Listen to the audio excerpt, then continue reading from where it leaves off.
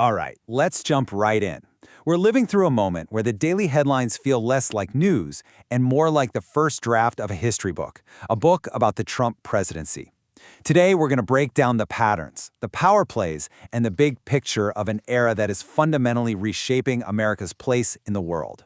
You see, what we're witnessing isn't just a random series of crazy events. No, there's a story being written here, right in front of our eyes.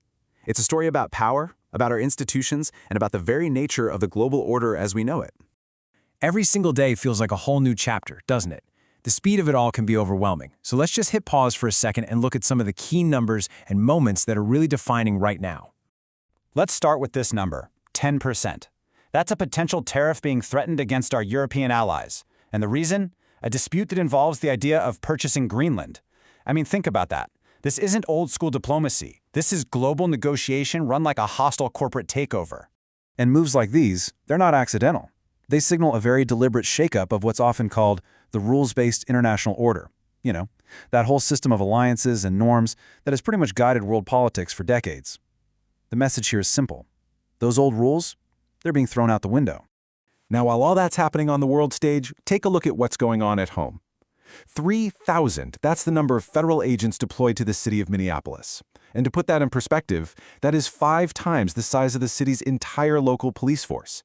It is an absolutely massive projection of federal power into an American city. And this quote from observers on the ground really captures the human side of all this. It highlights this growing tension between federal power and local communities. What you're really seeing here is a clash of institutions happening right inside our own borders. This number, well, it tells another part of the story. Because with all this political chaos, the markets are getting nervous. Gold, which is the classic safe bet when things get unstable, has shot up to a record-breaking $4,700 an ounce. Now, this isn't just some financial headline, it's a global vote of no confidence instability. So, how do we possibly make sense of all this chaos? Well, if you look closely, these events that seem totally random actually start to form a pattern. There's a coherent, if incredibly disruptive, worldview at play here. We're seeing this massive shift away from traditional diplomacy and into a world of pure, hard-nosed deals. And this is the core idea we need to understand: the transactional universe. It's a way of looking at the world not as a community of nations with shared values, but as one giant corporate balance sheet. In this universe, every relationship, every single alliance is measured by one thing: profit, loss, and leverage. And if you want a perfect example of this mindset in action, here it is. This statement says it all. The pursuit of peace isn't framed as a moral duty anymore. Instead, it's a transaction that just didn't pay off with the desired prize. I mean, that is a stunning, stunning break from presidential tradition. So when you have this new transactional worldview, a collision is basically inevitable. The central fight of this whole era is this showdown between raw, individual executive power and the democratic institutions that were designed to keep that power in check. Just take a look at this table. It really lays it all out. On the left, you've got these America First actions, basically a might makes right approach. And on the right, the traditional institutions being challenged. Backing Russian claims, that directly undermines NATO. Pushing for absolute immunity for federal agents, that creates a direct conflict with local police.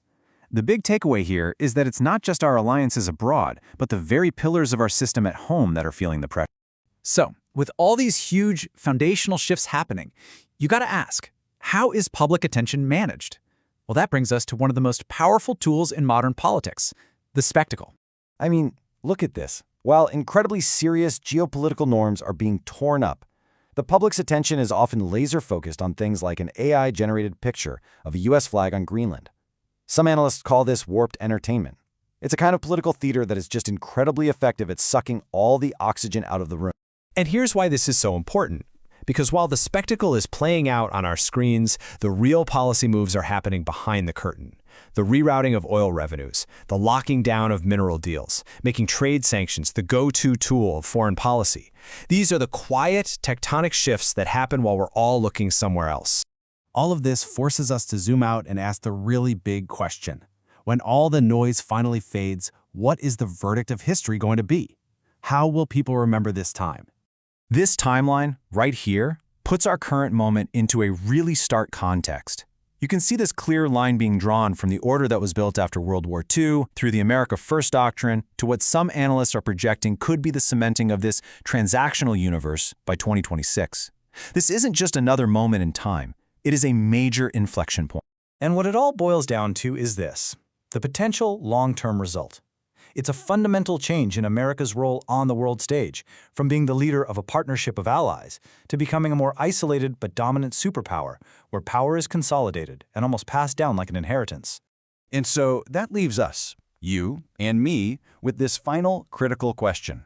When future generations look back at the very headlines we are living through today, what are they going to say? What story will they tell about this moment and about the choices that we all made? Because in the end, that's what we have to remember. Power itself, it comes and it goes.